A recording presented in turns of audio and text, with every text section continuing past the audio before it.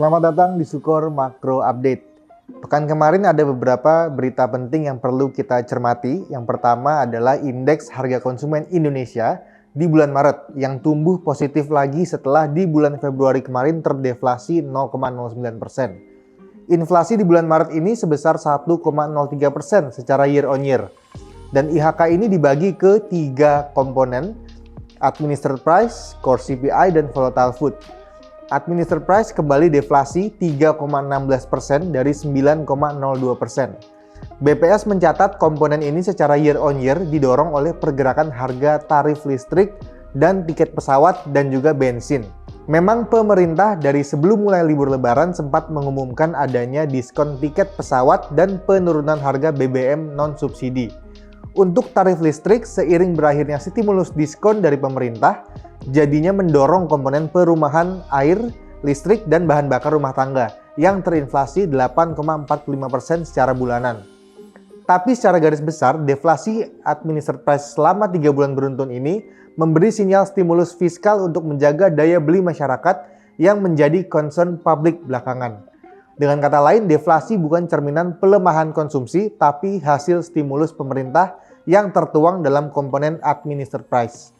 Kemudian untuk komponen IHK inti tercatat stagnan di 2,48%. Dan pergerakan IHK inti ini didorong oleh harga emas, perhiasan, dan minyak goreng. Dengan laju inflasi inti yang belum menurun, ini juga indikasi bahwa pelemahan daya beli belum signifikan di tengah upaya stimulus pemerintah dan era suku bunga tinggi. Besar kemungkinan IHK komponen administered price terus mengalami tekanan deflasi seiring turunnya harga minyak global. Penurunan harga minyak ini akan diikuti oleh penyesuaian harga bensin non-subsidi untuk turun, seperti yang sudah diumumkan di awal pekan kemarin, sehingga mengurangi beban subsidi pemerintah dan membantu mendongkrak daya beli masyarakat. Kemudian data inflasi bulan Maret ini masih memberikan ruang yang besar untuk Bank Indonesia dari sisi moneter untuk melonggarkan stance. Tapi kemungkinan besar BI masih akan tahan BI rate di level 5,75% bulan ini dengan pertimbangan nilai tukar rupiah yang masih cukup vulnerable terhadap gejolak politik. Kedepan BI juga masih punya ruang besar untuk intervensi di pasar keuangan untuk mencegah rupiah melemah lebih dalam. Kemudian beberapa waktu lalu Presiden Donald Trump bikin gempar pasar keuangan global dengan pengumuman penundaan penerapan reciprocal tarif selama 90 hari dan mengubah besaran tarif menjadi 10% untuk hampir semua negara yang tadinya dihajar tarif tinggi, seperti Vietnam, Uni Eropa, Taiwan, Singapura, Indonesia, dan lainnya, kecuali China. Justru tarif China ini dinaikkan sampai 125% karena China terakhir berani retaliate dengan mengumumkan tarif tinggi juga terhadap barang impor Amerika. Pengumuman ini langsung direspon dengan market rebound. Indeks saham Amerika sampai naik rata-rata 8% pekan kemarin. Kemudian IHSG langsung dibuka lompat di hari Kamis 10 April kemarin.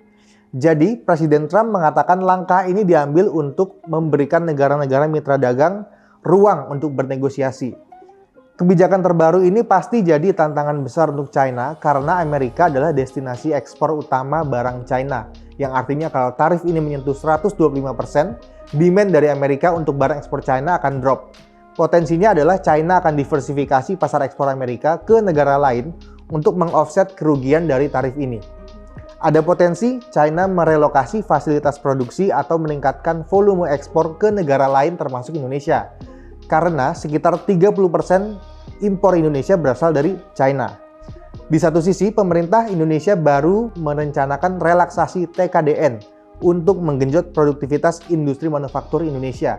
Sehingga harapannya adalah ini memudahkan investasi asing untuk industri manufaktur Indonesia. Karena pemerintah sudah menegaskan sikap terhadap kebijakan tarif Amerika dengan kecenderungan untuk negosiasi. Makanya, situasi terakhir di perang dagang ini justru meredam kekhawatiran perihal inflasi yang akan lompat akibat tarif dan dapat menguntungkan Indonesia untuk mendapatkan faktor produksi yang banyak.